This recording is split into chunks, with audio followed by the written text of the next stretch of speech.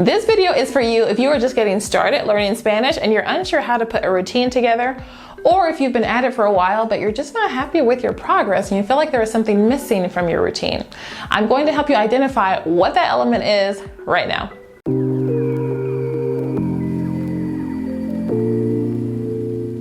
Hola mis queridos líderes de lenguaje, bienvenidos a otro video. Yo me llamo Erika. Aquí te ayudamos a crear una rutina de aprendizaje irresistible y a aprender a hablar con confianza a través de las historias, las excursiones aquí en México y las conversaciones auténticas. Si eso te parece interesante, pues suscríbete y no te lo pierdas. Bueno chicos, vamos a comenzar. All right, so in order to create a balanced study routine, there are only three main elements that you need, and then kind of a bonus one up here, okay? You need a structured self-study program. You need comprehensible input.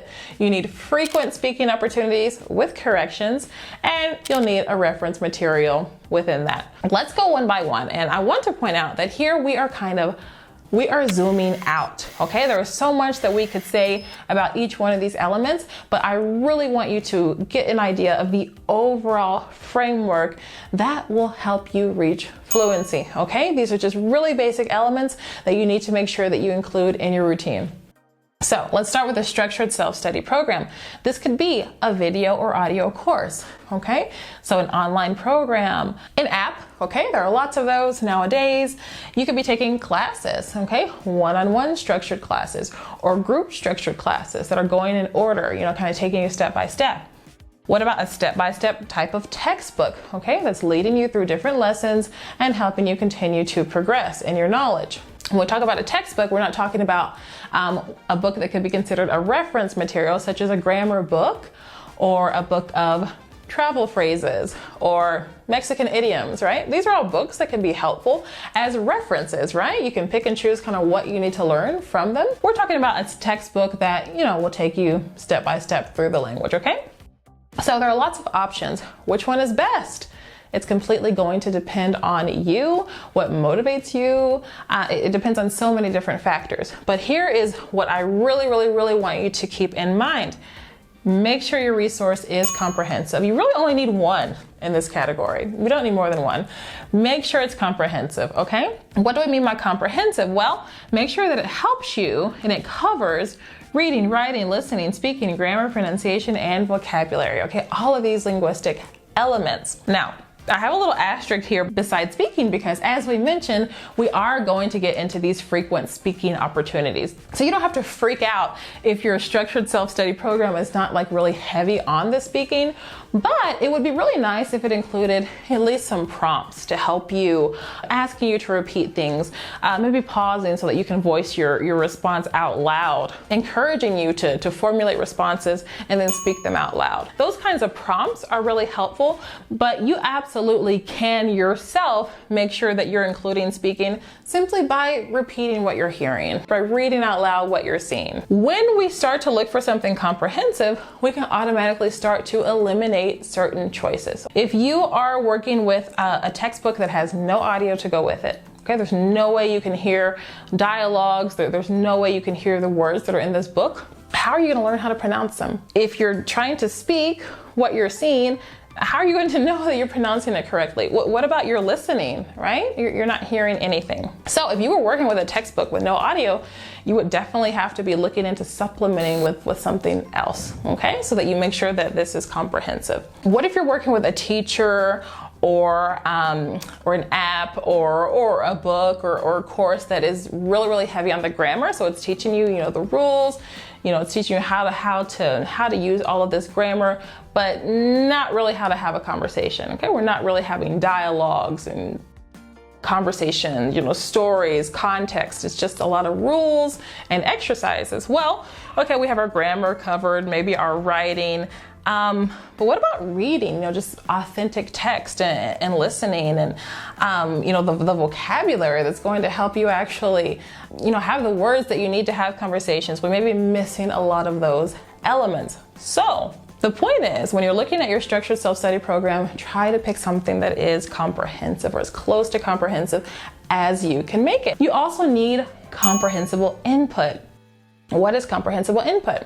If you've been following me longer than 10 minutes, you probably know, but just in case, comprehensible input is any type of reading or listening material, okay? We're inputting the language that you can follow along with, okay? You don't have to understand everything. In fact, you shouldn't understand everything. It needs to include some new elements in there so that you're actually learning. But it can't be just way over your head either. You need to be able to actually follow along with the overall idea of what is happening. Obviously, the lower your level, the more basic this material is going to have to be, or perhaps the more visual this material is going to have to be to help you follow along. We could be talking about things that you can see and hear, like video shows and movies. We could be talking about something that you can only hear, like podcasts, audiobooks, radio. We could be talking about things that you can read, like books, short stories, articles. It could be a combination of these things, you know, a podcast that comes with a transcript and audiobook that comes with the text as well, okay? The possibilities are endless. But what do you need to keep in mind with your comprehensible input? Well, we want no or few interruptions or explanations, okay? So when we're working with comprehensible input, we're just kind of wanting to let it flow, you know, just listen to something, just reading something. We don't need these constant explanations coming in. And as we mentioned, you need to be able to follow along with it. If it's too hard, then it's just simply not at the comprehensible input level. You're not going to pick up a lot from it. And then on the flip side, if it's too easy, you're not learning anything new. With this comprehensible input category, do choose more than one.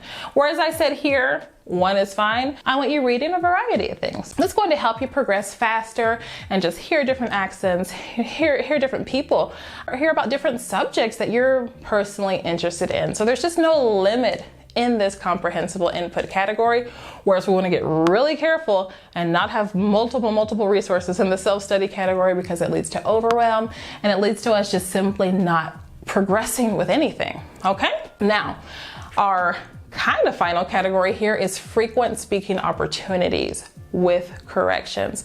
Guys, I cannot overemphasize this. This is just so important. And this is the missing element for so many learners.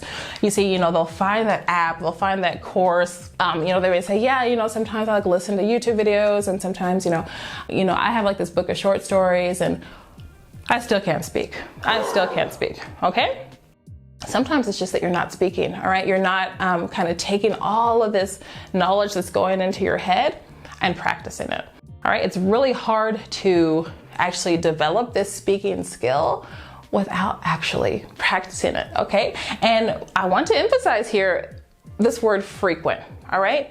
Your once per week tutoring session is not frequent, okay? It's not enough to speak Spanish once a week. I just have to say that. If that is the only occasion in which you're speaking, it's just not frequent, all right? With corrections, now this is important. Your speaking sessions don't always have to be with someone who is an expert in the language. However, it is very helpful if some of them can be. And while the real life speaking opportunities, you know, are some of the best ones, right? You know, speaking to friends and family and that person at the bank and the owner of that restaurant and you know, these are wonderful opportunities to take advantage of. And I encourage you to take advantage of all of the real life opportunities that you possibly can. What's the problem with that? Well, often those people in our real life won't correct us, right? They understood it, so there's no need to correct us. They don't want to be rude. They're our friends, our family. It's like, you know, they don't have time to be, you know, kind of making sure that we say things right.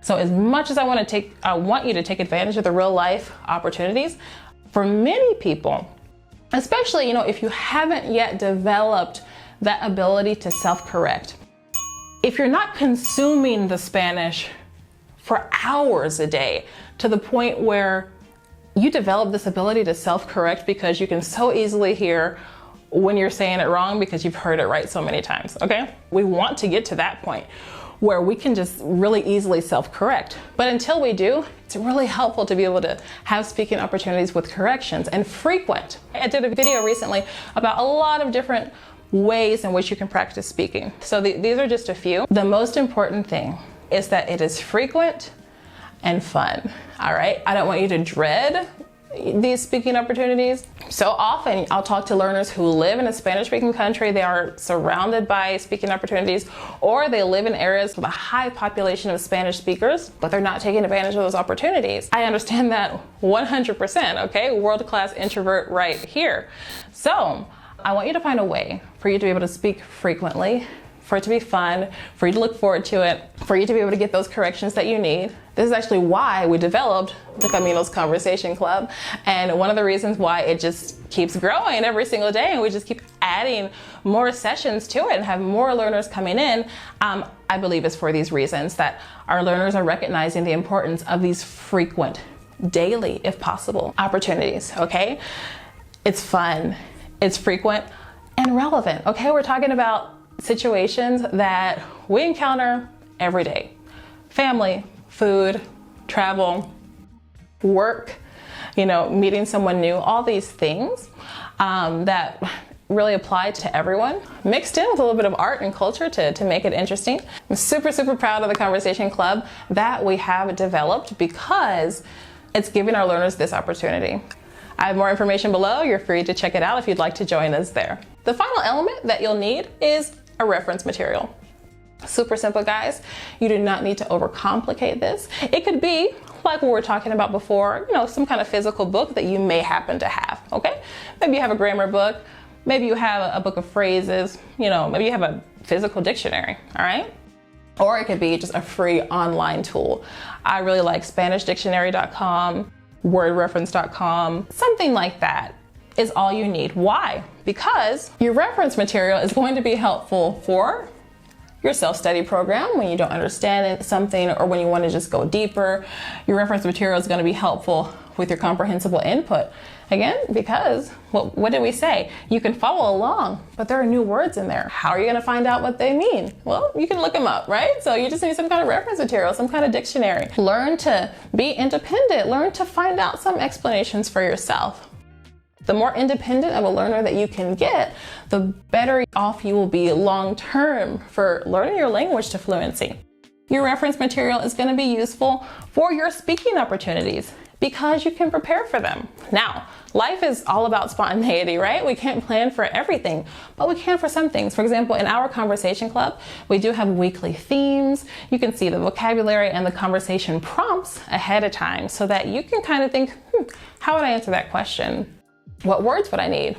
Let me kind of look up a few of those words so that I can just have more to contribute in these classes. So you can use that same technique, which I call prepare, practice, present. You can use that same technique in real life, okay? If you're planning on traveling and meeting with your Spanish-speaking family somewhere, well, that week you're probably going to be talking about certain things. So think ahead of time. What conversations are we going to be having?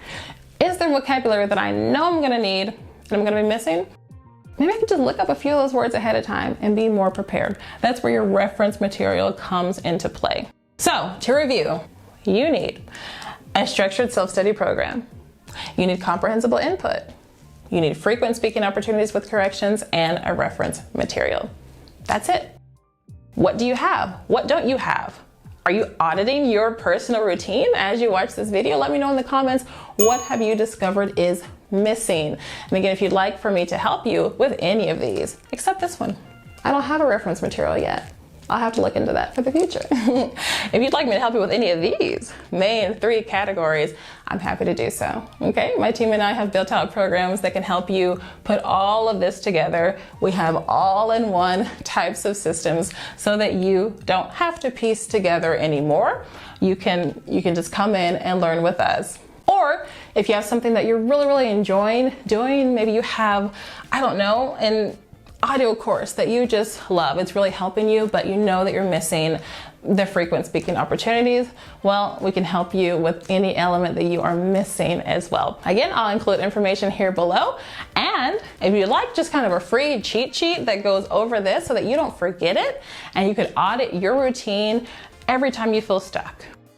Every time you need some advice about what you could possibly be missing, you can download my free guide as well in the link below so that you don't forget this simple, so simple, guys, it's so simple. This super simple framework that is going to help you have everything that you need to progress to fluency. All right, guys, I hope that was helpful. I will see you next time. In the meantime, don't forget to go out and live a new experience with your new language today. Adiós. Hasta la próxima, amigos.